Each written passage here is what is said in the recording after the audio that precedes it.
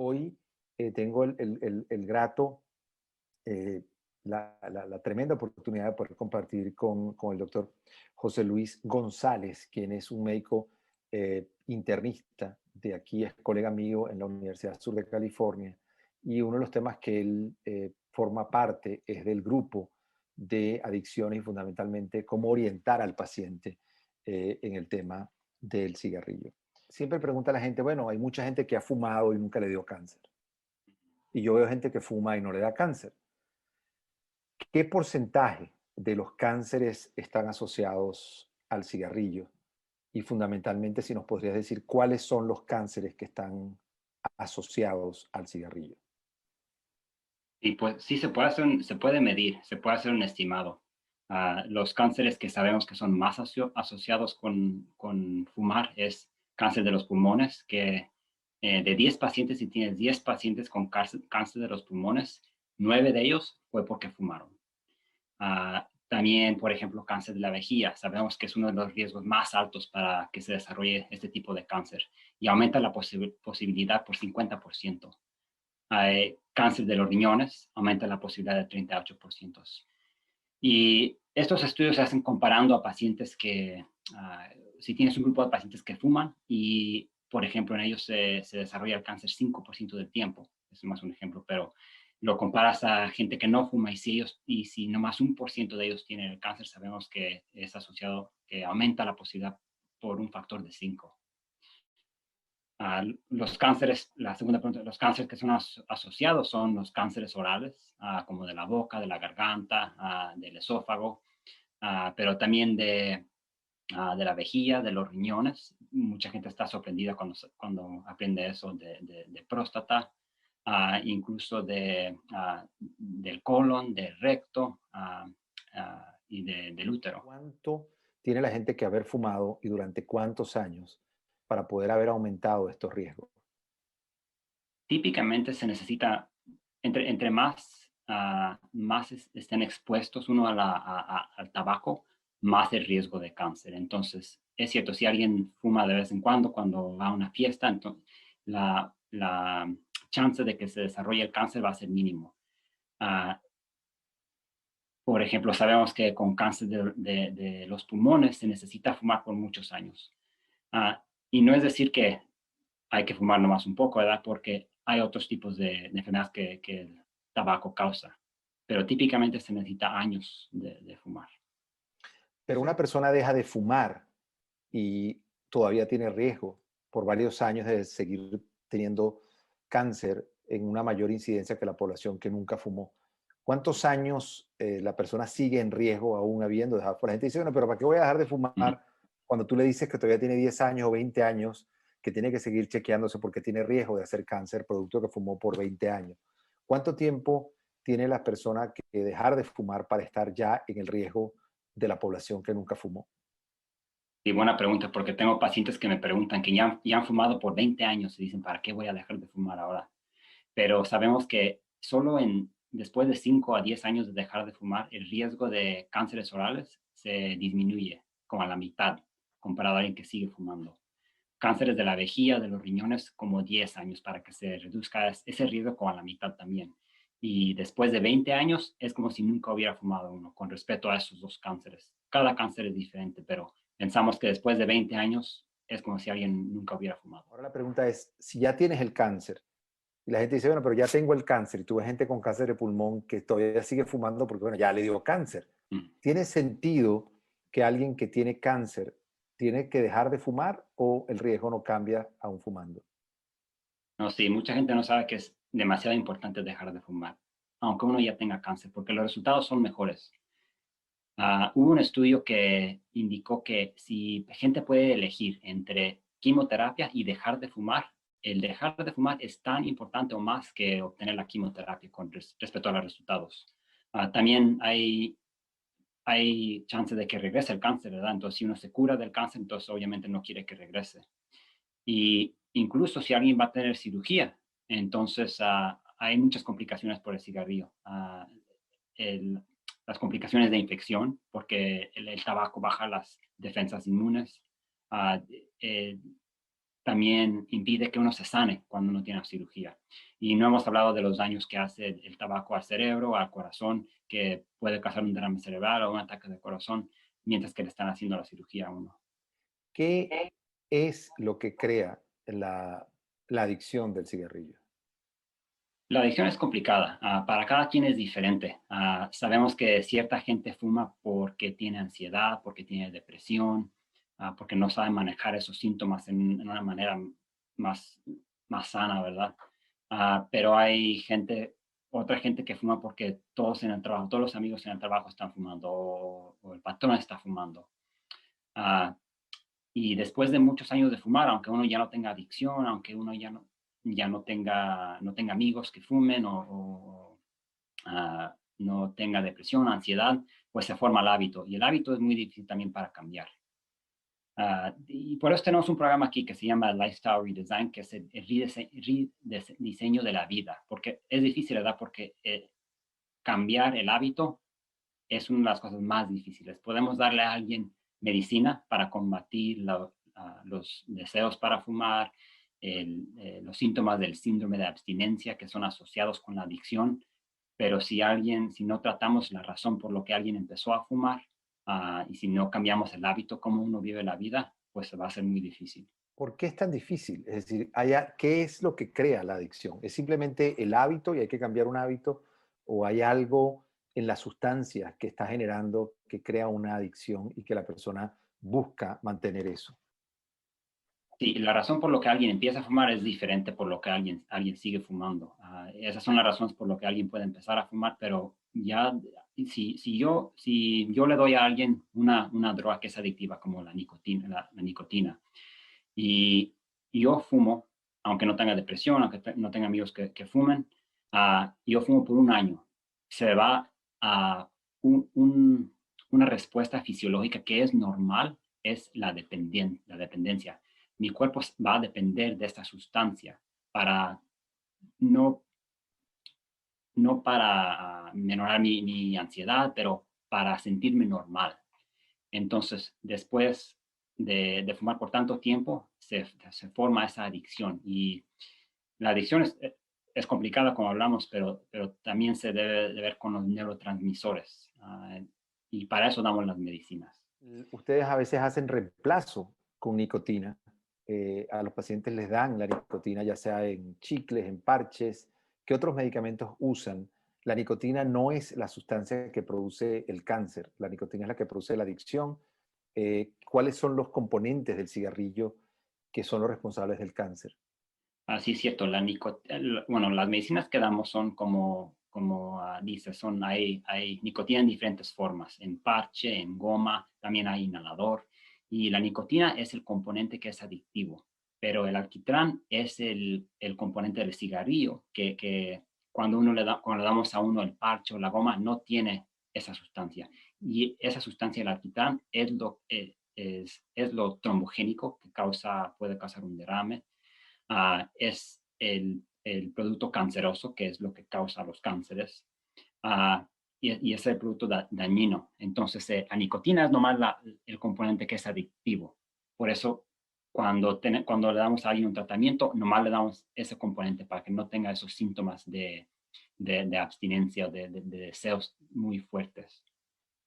Otras medicinas que usamos son una que se llama como Varenicline, que es muy buena, que ayuda a mejorar las chances de que alguien pueda dejar el cigarro. Chance de éxito que alguien a la tercera vez, a la cuarta vez. ¿Tiene sentido que la gente siga intentando dejar de fumar? ¿Lo va a lograr? ¿Cómo es ese proceso de éxito en la medida que lo sigues intentando? Sí, es muy difícil. Salió un estudio de Canadá en el 2016 que dice que el promedio de una persona promedia tiene que intentar de fumar 19 veces antes de poder hacerlo. Entonces, quiere decir que es normal que a alguien se le haga tan difícil. Si pacientes me dicen, pues yo no lo puedo hacer, ya lo intenté 5 veces, 10 veces, les digo esos datos, ¿verdad? Que la persona típica dura 19 veces, que no es anormal, porque la adicción es tan difícil. Pero hay que seguir intentándolo. Sí, sí. Y típicamente cuando gente lo intenta, sí es importante, obviamente, pero para eso tenemos más ayuda. Entre más ayuda le damos a alguien, mejor las chances de que se curen. Y Por ejemplo, dentro de un año, si alguien quiere dejar de fumar, bueno, el 2 o 3% de gente deja de fumar sin ayuda médica, sin medicina.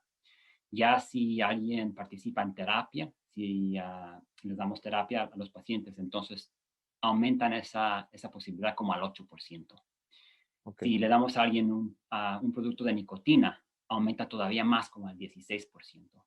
La medicina como la veranicrina aumenta todavía más como hasta ah, como al 25%. Y en combinación con terapias, ah, las chances son todavía mejor, casi hasta el 30%.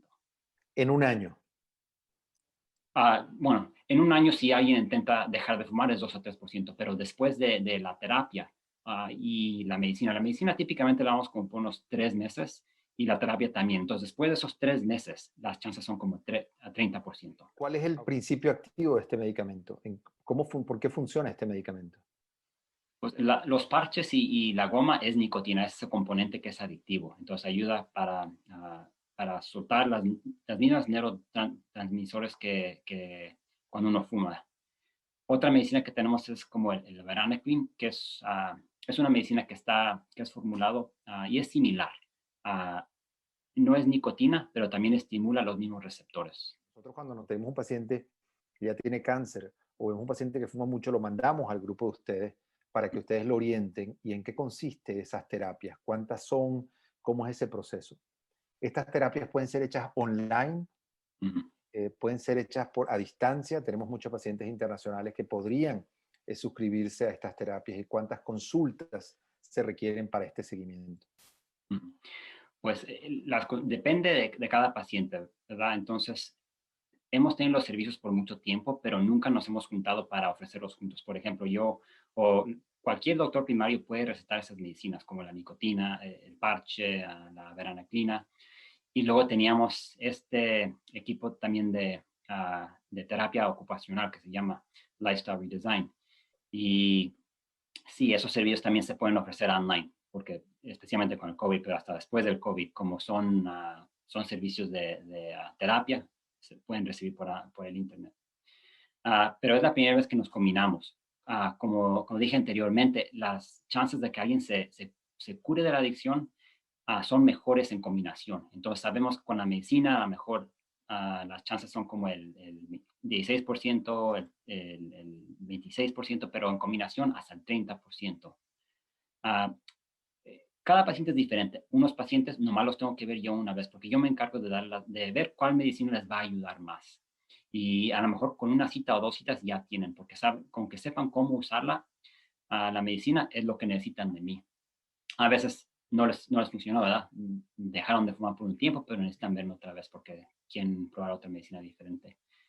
Pero después mi colega, la doctora Balzac, que es la terapéutica ocupacional, ella sigue con los pacientes. Típicamente habla con ellos por teléfono o online o en persona una vez a la semana. Y también depende, pero típicamente duran las terapias como unos 3 meses. Y empieza uno cada semana y a veces podemos prolongar el tiempo. Entonces ya al último ya empiezan a ver a la doctora Balasek nomás una vez al mes. ¿Cuál es el chance de Sí. la recaída? Uno ve pacientes que pasan muchos años sin fumar y vuelven a fumar. ¿Cuál es el porcentaje de que vuelvan a caer? Pues está difícil para saber porque los estudios nomás nos dicen, nomás siguen los pacientes por cierto tiempo, ¿verdad? Pero alguien dijo que es fácil para dejar de fumar, que lo ha hecho miles de veces, ¿verdad? Entonces sí es difícil de que alguien deje de fumar para siempre. ¿En Ah, serio? Cuando alguien deja de fumar, típicamente cuando decimos que ya dejó para siempre, los estudios siguen al paciente por un año.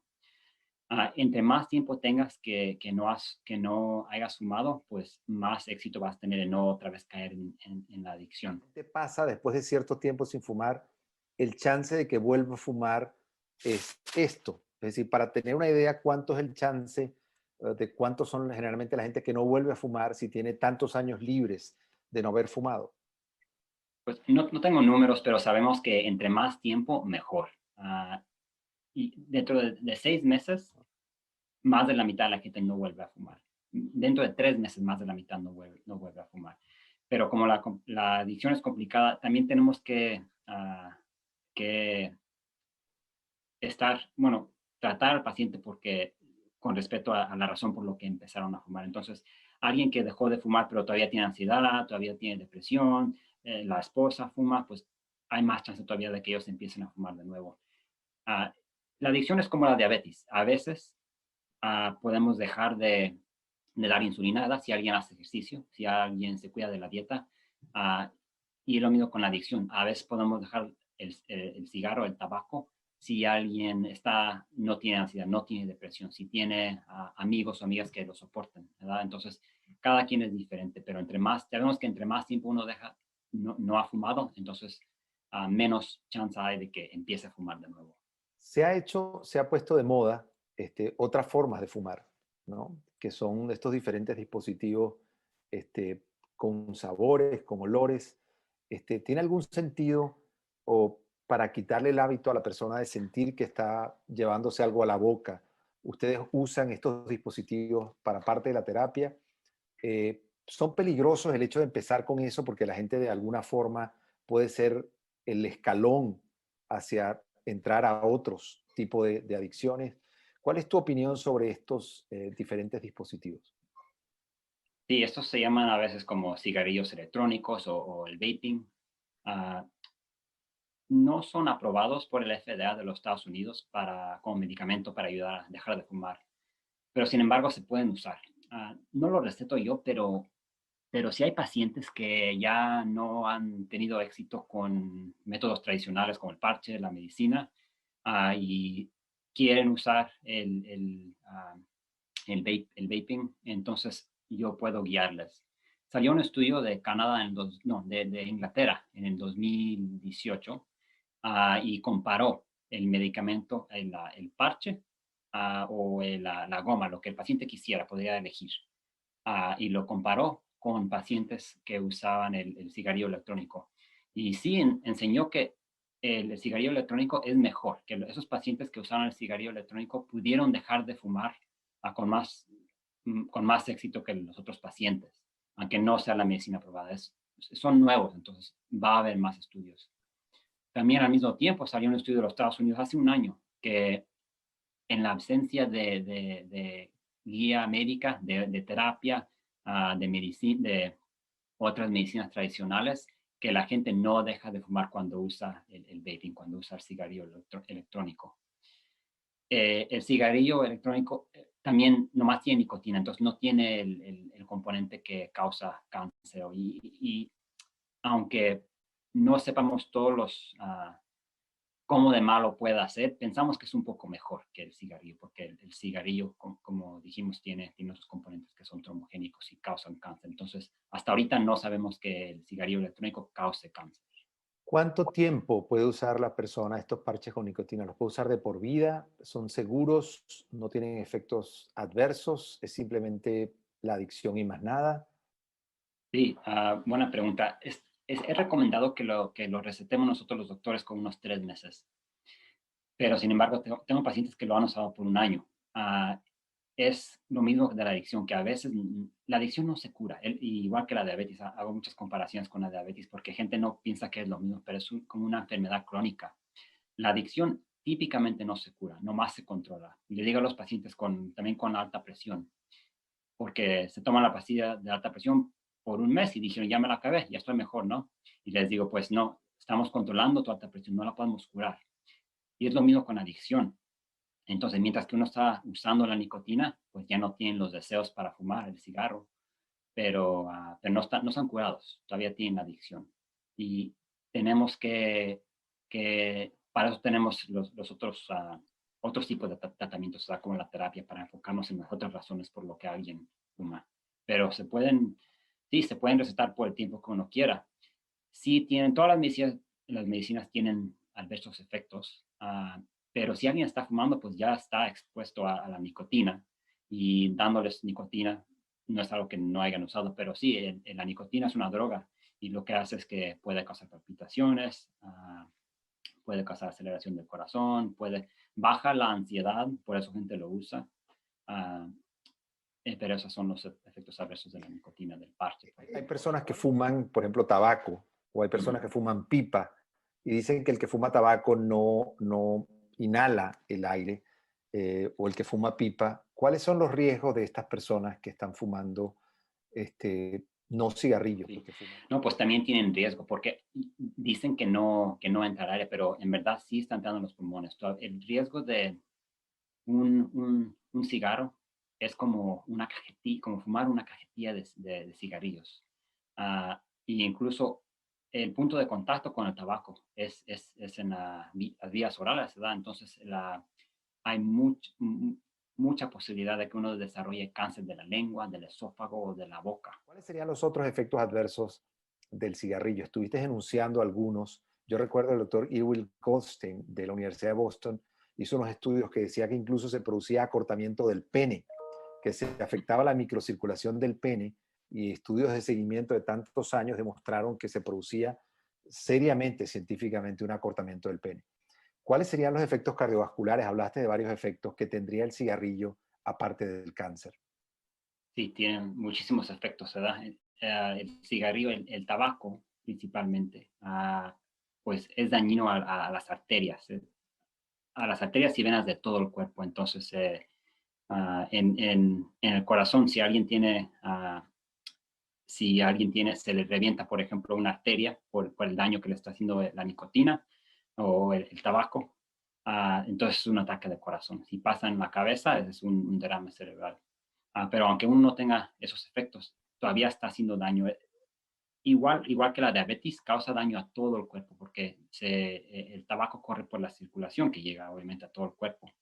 Entonces, pues, especialmente gente que tiene diabetes, gente que tiene alta presión, que tiene alto colesterol, especialmente esa gente si fuma, pues se van a aumentar las complicaciones todavía más. Y son las mismas. Puede necesitar una persona una amputación, ah, ah, porque no fluye la sangre tan bien como en alguien que está ¿Cuál sano. es el riesgo de un fumador pasivo de tener estos riesgos? Ustedes siempre han oído, es que mi esposo o mi esposa fumaban al lado y fumaban entonces intensa.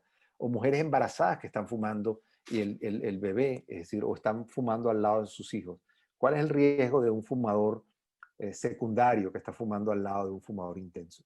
Y también hay riesgo con eso y uno piensa que a lo mejor no, ¿verdad? Porque se necesita fumar tanto para que se desarrolle un cáncer, pero han habido estudios que indican también que el humo secundario, ¿verdad? Que si alguien no está fumando, también aumenta la posibilidad de que alguien se desarrolle cáncer. Específicamente el estudio que leí no decía un porcentaje, pero decía que es asociado con cáncer de la vejiga.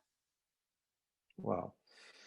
Bueno, José Luis, de verdad que muchísimas gracias, muchísimas gracias. De verdad que ha sido súper interesante la información y bueno, si quieres dar algún mensaje, alguna conclusión final. Pues muchas gracias por invitarme. Sí, no, lo que quiero decir es lo mismo que acabas de decir, que no es anormal que alguien no pueda dejar de fumar, que alguien lo haya intentado muchas veces, pero tienen que intentarlo otra vez porque es tan importante, daña todo el cuerpo. Una cosa que le digo a los pacientes con cáncer es como darle de comer al cáncer, entonces demasiado importante para todas las personas, cáncer o no. Entonces, bueno, definitivamente yo creo que el mensaje es que hay que seguir intentándolo. No es fácil. Hay pacientes que pueden tardar hasta 19 veces, ha sido el promedio que se ha estudiado, pero al final lo logran. Que mientras más tiempo están sin fumar, es más probable que no vuelvan a fumar.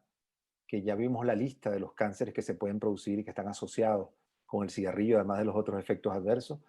Y que hay diferentes grupos médicos, que hay diferentes estrategias usando directamente la nicotina o sustancias parecidas que ayudan a manejar los neurotransmisores que se generan en esta adicción y que los puede, bajo receta médica, pueden ser usados y pueden ayudarlo a tratar de controlar el tema de esta adicción, porque definitivamente es un tema grave, es un tema que va a afectar su calidad de vida. Entonces, por favor, no lo haga, no tome riesgos sin necesidad. Wow, buenísimo, súper interesante, José Luis. Mil gracias. Muchas gracias. Van a poder ver esta entrevista tanto en el canal de USC en español de YouTube como en mi canal. Y la idea es dar a conocer toda esta información.